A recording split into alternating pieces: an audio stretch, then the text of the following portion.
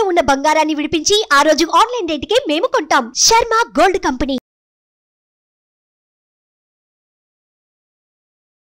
నమస్తే, welcome to Suman TV. నేను మీ యామిని. ప్రస్తుతం మనతో ఉన్నారు ప్రముఖ ఆధ్యాత్మికవేత్త, జ్యోతిష్య రత్న డాక్టర్ శ్రీమతి కోనాల భాగ్యలక్ష్మి గారు ఉన్నారు. అమ్మతో మనం మాట్లాడదాం.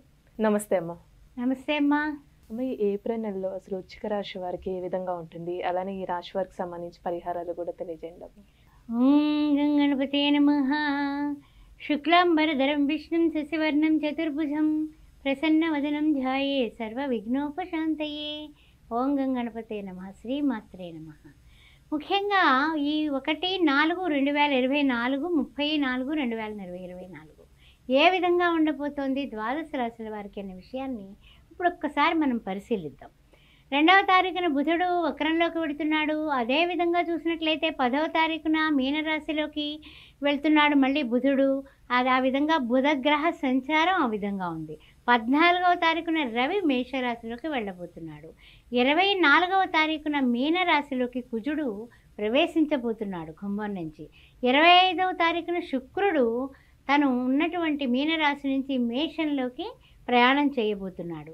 ఇది ఈ యొక్క ద్వాదశ రాశుల్లోని గ్రహ సంచారం యొక్క ప్రయాణాలు, విశేషమైనటువంటి ప్రయాణాలు ఇవి. సరే, ద్వాదశ రాశుల వారికి ఏ విధంగా ఉండబోతుంది అనే విషయాన్ని ఇప్పుడు మనం పరిగణలోకి తీసుకుందాం. విశాఖ 4వ పాదం, అనురాధ, జ్యేష్ఠ నక్షత్రాల వారికి వృశ్చిక రాశిలో ఉంటారు. వీళ్ళకి ఏప్రిల్ మాసంలో ఎలా ఉండబోతుందంటే, మొట్టమొదటి మనం చూసినట్లయితే కనుక ఏప్రిల్ మాసంలో 9వ తారీఖు వరకు ఉగాది 9వ తారీఖున ఉండడం వలన 9వ తారీఖు ఉంది. అంటే త్రివర్గ కూటమి కింద నడుస్తుంది.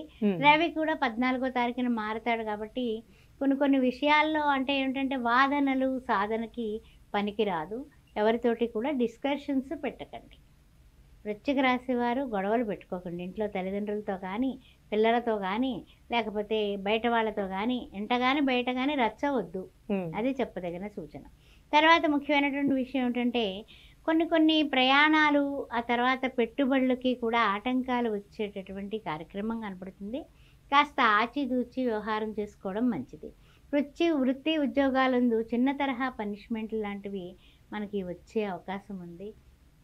వృశ్చిక రాశి వారు మీరు కరెక్ట్గా డ్యూటీకి వెళ్ళకపోయినా, డిసిప్లిన్గా లేకపోయినా, డెడికేషన్గా లేకపోయినా, డిటర్మినేషన్గా లేకపోయినా మళ్ళా ఫలితము మొట్టికాయలు మనమే అనుభవించాలి.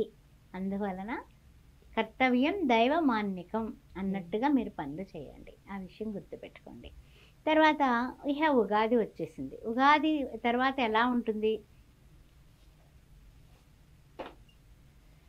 ఉగాది వచ్చేసింది. ఉగాది తర్వాత ఎలా ఉంటుంది వృశ్చిక రాశి వారికి అనే విషయాన్ని ఇప్పుడు మనం చూద్దాం.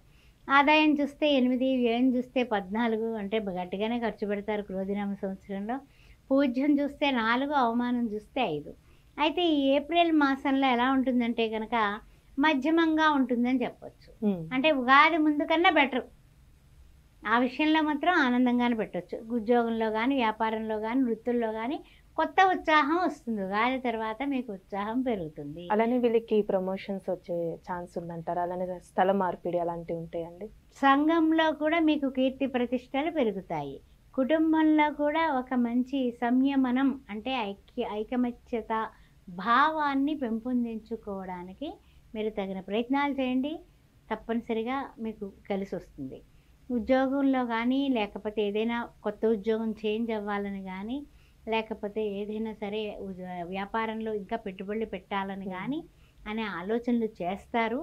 జాగ్రత్తగా 1-2 సార్లు ఆలోచించి గట్టిగా అప్పుడు ఉద్యోగంలో ప్రమోషన్ల కోసం గట్టి వాళ్ళని పట్టండి. పడితే పని అవుతుంది. అదేవిధంగా వ్యాపారానికి కూడా పెద్దవాళ్ళని సలహా తీసుకుని ఇది సీజన్ అవునా కాదా ఈ పెట్టుబడికి అనేది 1-2 సార్లు ఆలోచించుకొని ముందుకు వెళ్ళండి. కోర్టు వ్యవహారాల్లో మాత్రం కాస్త ఆచితూచి వ్యవహారం చేసుకోండి. అలానే ఇప్పుడు వివాహానికి సంబంధించి ఏ విధంగా ఉండొచ్చమ్మా? వివాహానికి సంబంధించి ఉగాది తర్వాత మీ ప్రయత్నాలు కొలిక్కి వస్తాయి. ఒక శుభవార్త నెలాఖరికి వినే అవకాశం కనపడుతుంది. అలానే ఇప్పుడు భార్యాభర్తల మధ్య సంబంధం కానీ, సంతానం పరంగా చూసుకుంటే వీళ్ళకి ఏ విధంగా ఉంటుందంటారు? అంటే భార్యాభర్తల సంబంధాలు ఎలా ఉంటాయంటే వీళ్ళకి కాసేపేమో చాలా ప్రేమించుకుంటారు, కాసేపేమో ఈ మొహం అటు ఆ మొహం అటు పెట్టుకుంటారు. కారణం ఏమిటంటే కనుక పనులు వెంటనే అయిపోయి చెప్పిన పని చెప్పినట్టు మగాడు అన్న పనులు చేసుకొస్తే ఆడవాళ్ళకి సంతోషం. పాపం ఈయనకేమో అర్ధాష్టమ శని దోషం ఉన్న మూలాన వెళ్ళినప్పటికీ కూడా ప్రయత్నం కార్యసాధన జరగదు. జరగనప్పుడు ఇంట్లో నిందలు నిష్ఠూరాలు వస్తాయి.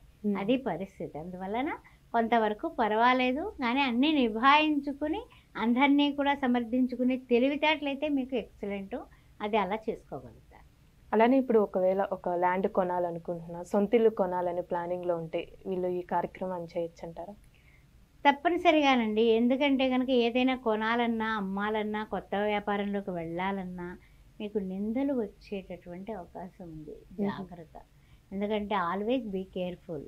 ఎందుకంటే అపవాదులు నిందలు గబక్కన అనేస్తారు.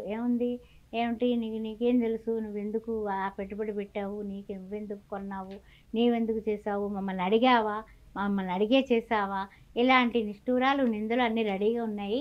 కాచుకుని ఉండండి. అందువల్ల జాగ్రత్తగా ముందే అందరికీ కూడా సర్దుబాటు మాటలు చెప్పుకొని ముందుకు వెళ్ళండి. అది తెలివైన వాడి లక్ష్యం.